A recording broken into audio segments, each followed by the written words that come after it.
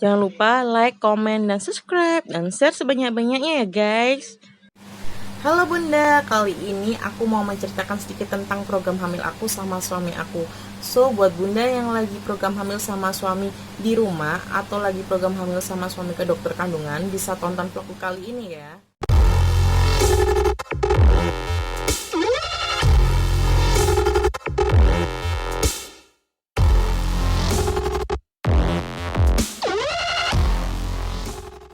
Jadi, aku sama suamiku itu nikah di bulan September 2017. Aku sama suamiku emang sepakat gak mau tergesa-gesa untuk memiliki keturunan.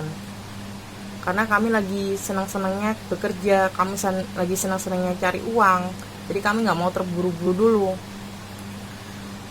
Tapi kalau Allah menghendaki kami untuk memiliki anak duluan ya gak apa-apa, kami terima.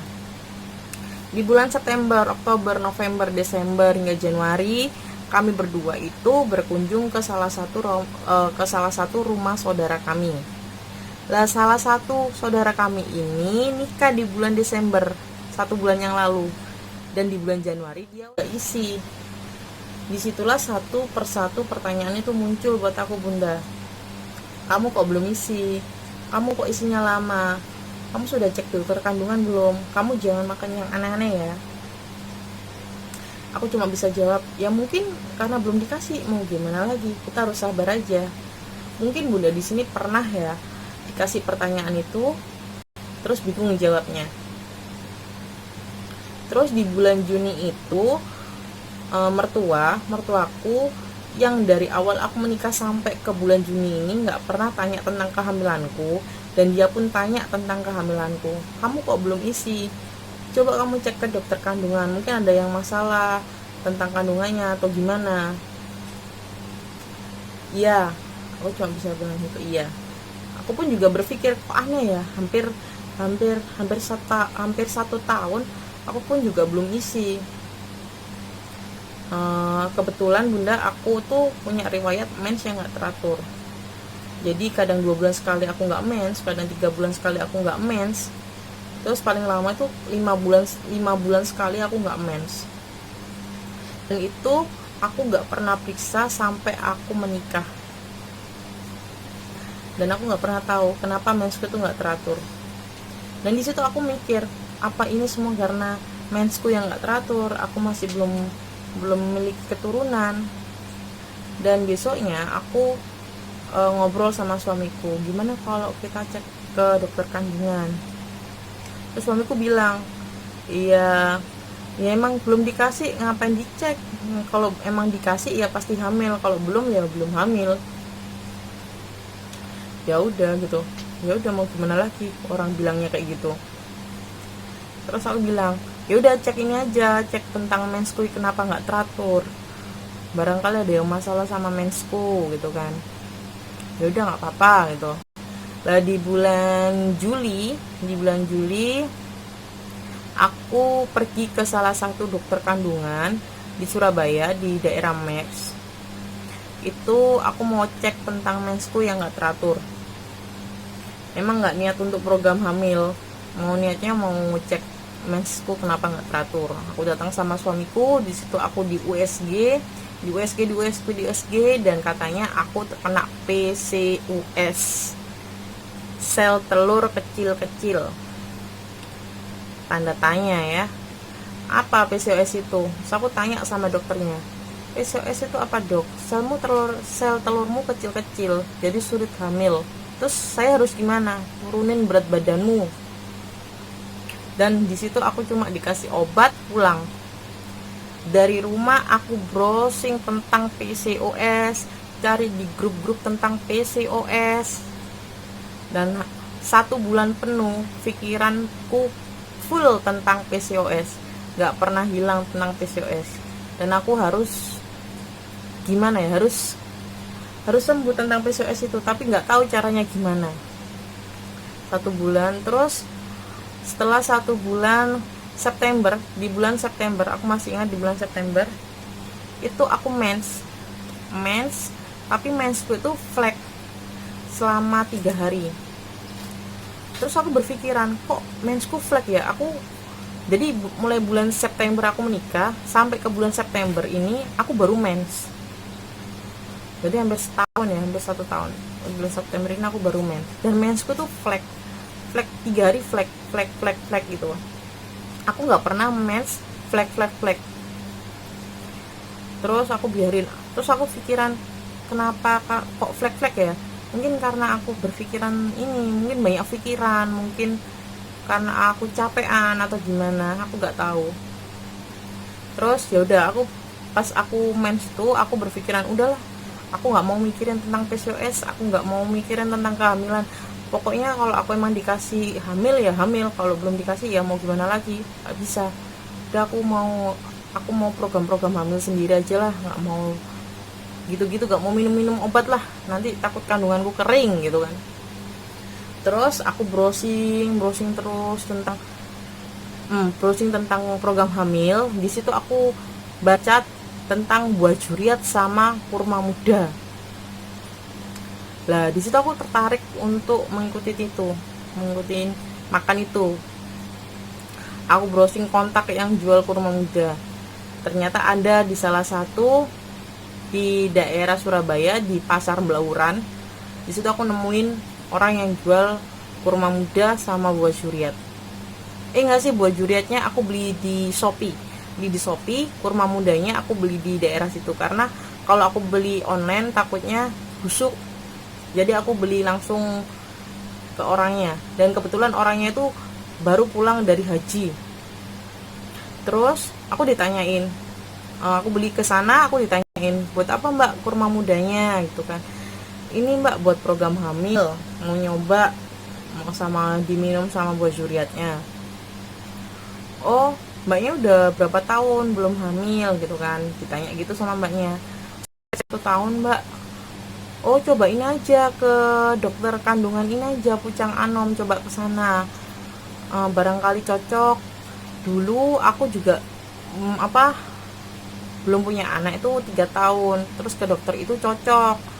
Oh gitu ya mbak ya, soalnya aku kemarin habis periksa ke ini mbak, ke dokter Dimers, katanya PCOS, sel telur kecil, makanya agak sulit hamil. Oh iya, sama aku juga PCOS kok, coba kamu cek ke ini aja mbak, ke Pucang Anom, barangkali cocok. Oh iya mbak, aku minta infonya, minta nomor teleponnya, minta jadwalnya. Udah aku simpen. Aku belum sempat cerita sama suamiku. Terus ada 1 minggu, buah juriatnya itu tetap aku konsumsi ya bunda. Jadi buah juriatnya itu aku konsumsi pagi, kurmanya aku konsumsi kayak siang-siangan lah, dan itu aku makan ganjil 3 atau enggak 1 ya. Terus buah juriatnya itu aku minum bareng sama suamiku di pagi hari dan baca sholawat.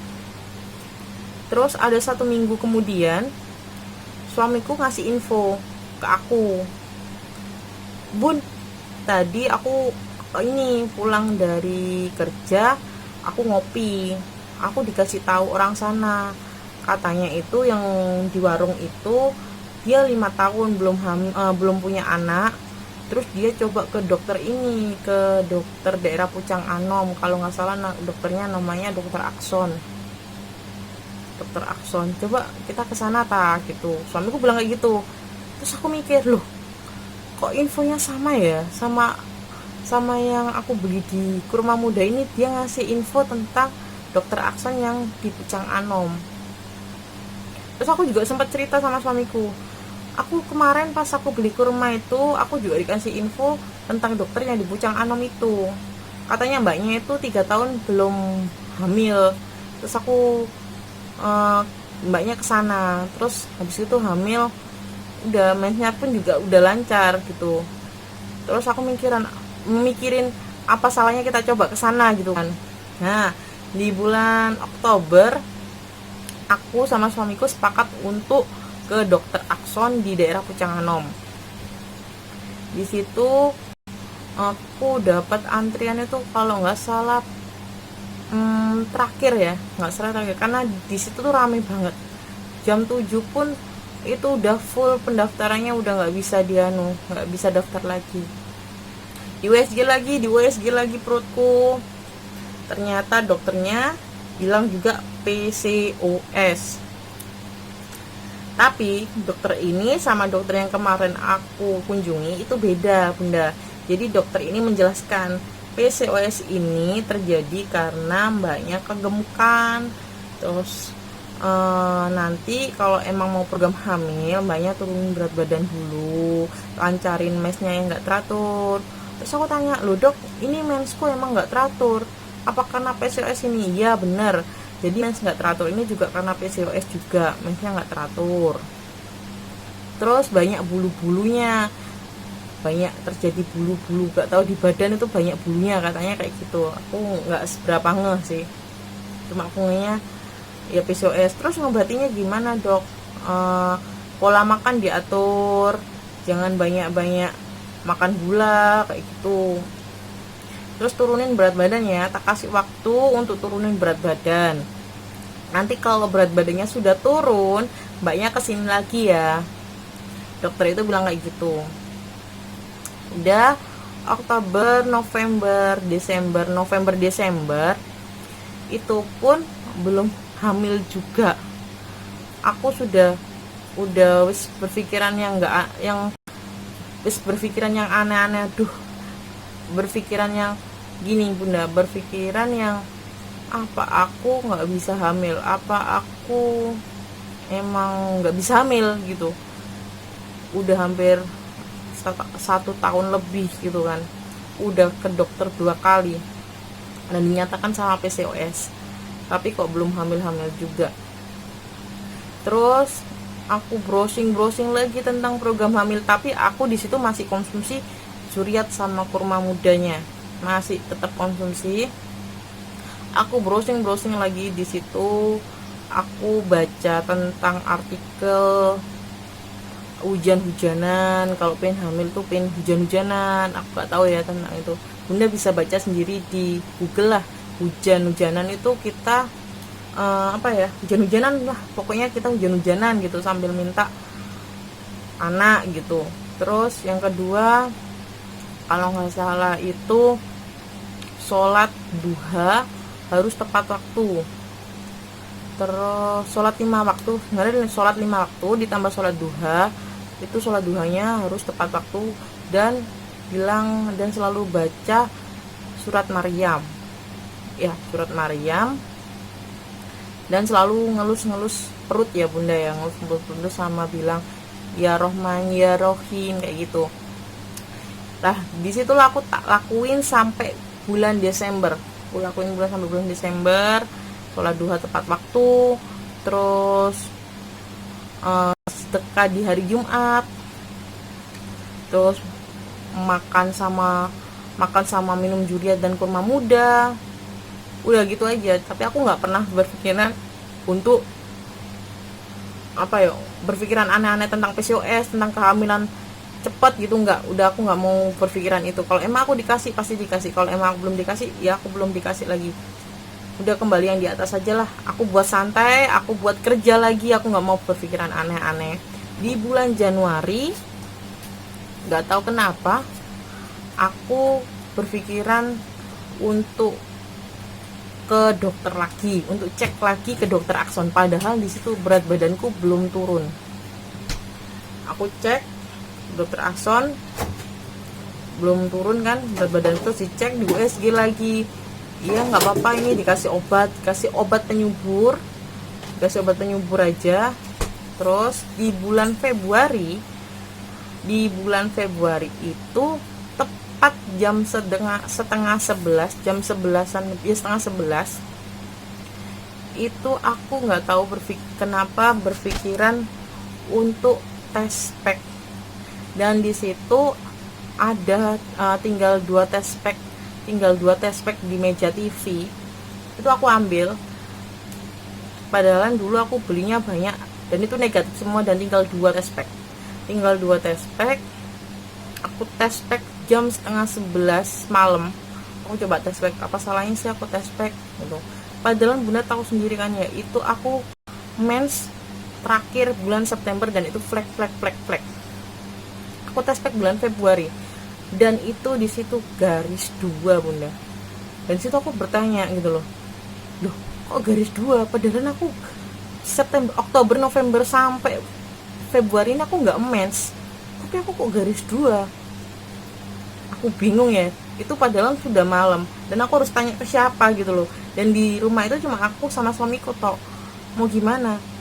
Ya udah, terus aku tanya temanku WhatsApp, aku bilang ini beneran tak, ini hamil tak aku. Nah, terus temanku bilang coba kamu tes pack lagi besok pagi. Dan di situ kan tinggal 1 tes pack. Aku sampai semalaman itu nggak bisa tidur, sampai jam 5 itu, jam 5 pagi baru tes pack lagi. Tak tes pack itu garis 2, masih tetap garis 2, dan itu nggak samar. Samarnya itu lebih pekat. Jadi yang setengah 11 itu samarnya itu sedang, tapi yang pas jam 5 itu pekat. Terus dapat garis 2. Terus aku hubungi temanku lagi, ini beneran tak? Oh iya, kamu berarti kamu hamil, coba kamu USG cepetan gitu kan. Aku USG lagi Februari itu, langsung aku cari ke dokter Akson. Dokter Akson penuh. Aku udah kesana jauh-jauh di Pucang Anom jam 7, itu udah nggak bisa daftar, penuh. Terus aku bingung, aku gimana ini, udah berapa bulan aku hamil kan nggak tahu ya, karena aku September terakhir mens, flek. Tapi di bulan Februari aku udah hamil, karena aku nggak tahu, takutnya itu ada apa-apa gitu sama kandunganku. Jadi aku sama suamiku bener-bener gimana, kontrol gimana ini, USG gimana, bingung mau cari USG di mana. Aku mau USG hari itu juga, besoknya gitu loh, pas jam 5, terus USG-nya pas malamnya itu juga, aku mau USG hari itu juga. Tapi di dokter Akson itu penuh, dan itu pun udah jam 8, perjalanannya udah jam 8, penuh di dokter Akson. Terus aku mau USG di mana ini, aku posisinya hujan. Ya udahlah, aku nunggu besok pagi aja. Besok pagi baru aku daftar langsung pertama. Dan di situ dokter Akson bilang ini mukjizat. Jadi ini kado terindah buat mbaknya. Nah disitulah aku gak bisa berkata apa-apa ya, cuma alhamdulillah lah aku bisa hamil gitu loh. Jadi buat bunda-bunda yang lagi promil, tetap semangat, tetap berusaha, jangan pernah putus asa, selalu berdoa, nggak ada yang tidak mungkin. Kalau Allah sudah berkehendak, iya pasti bunda hamil. Tapi kalau Allah emang belum kasih, ya tunggu dulu, sabar. Terus jangan pernah terkecoh dengan pertanyaan-pertanyaan yang kayak gitu. Mending kita berdoa aja. Dan jangan lupa ya bunda ya, selama kita punya rahim, kita masih bisa untuk hamil. Kita nggak boleh berputus asa. Semoga ini bermanfaat untuk bunda. Semoga video ini bisa menyemangati bunda untuk promil. Kalau bunda ada yang ditanyakan, bisa komentar di bawah ini. Terima kasih.